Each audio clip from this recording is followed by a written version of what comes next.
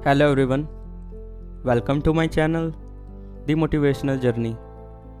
दोस्तों, आज की कहानी का नाम है गिलहरी और बुद्ध की कहानी। यह कहानी उस समय का वर्णन करती है जब गौतम बुद्ध आत्मज्ञान की प्राप्ति के लिए कठोर साधना कर रहे थे। उनमें भी निराशा का संचार होने लगा था। ऐसे में उन्होंने कैसे एक गिलहरी से सीख ली और लक्ष्य प्राप्ति में जुट गए, यही हम आज की कहानी में जानेंगे। तो चलिए शुरू करते हैं। भगवान बुद्ध अपना परिवार, सगे संबंधी, सुख सुविधाओं का त्याग कर आत्मज्ञान की खोज में भटक रहे थे। उनके दिमाग में विचारों की आंधियां आती, प्रश्न उठते और वह उनका समाधान प्राप्त करने के लिए प्रयत्न करते। वह आत्मज्ञान की प्राप्ति के लिए कई स्थानों का भ्रमण कर रहे थे, कठोर जीवन शैली का पालन कर रहे थे, कई कष्ट सहते हुए कठोर तप कर रहे थे, किंतु फिर भी आत्मज्ञान से वंचित थे। एक दिन एक वृक्ष के तले आसन जमाए वे गहन विचारों में लीन थे। धन, माया, मोह, संसार की सभी सुख सुविधाओं के त्याग के बाद भी आत्मज्ञान प्राप्त न होने के कारण उनके हृदय में निराशा का संचार होने लगा।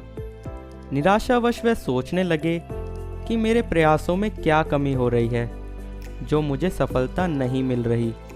क्या मुझे आत्मज्ञान प्राप्त नहीं हो सकेगा? उदास मन से वे अपने दिमाग में उठ रहे इन प्रश्नों में उलझते जा रहे थे कि तभी उन्हें प्यास लगी। वे अपने आसन से उठे और पानी पीने सरोवर की ओर चल पड़े। वहां उन्होंने देखा कि एक छोटी सी गिलहरी मुंह में फल दबाए सरोवर के किनारे आई। अचानक उसके मुंह से फल छिटककर सरोवर में गिर गया। फल सरोवर की गहराई में समाने लगा।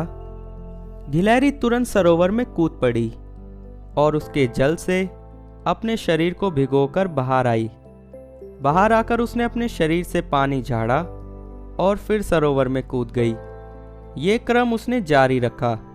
वो सरोवर में कूदती और खुद को भिगोकर बाहर आ जाती।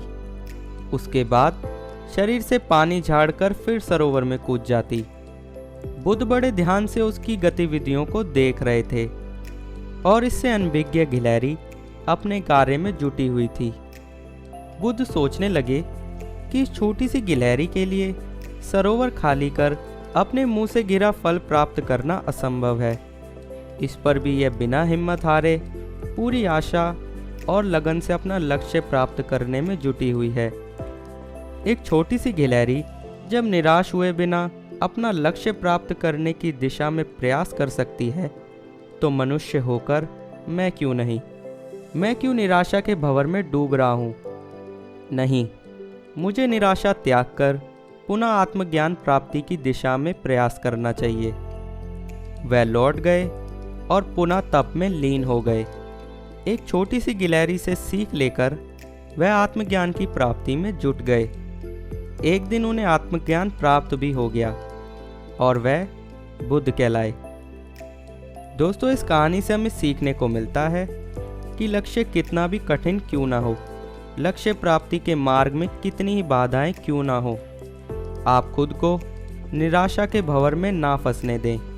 हिम्मत हारे बिना हमेशा प्रयास करते रहें, क्योंकि सफलता भी उन्हीं को मिलती है जो लगातार प्रयास करते रहते हैं।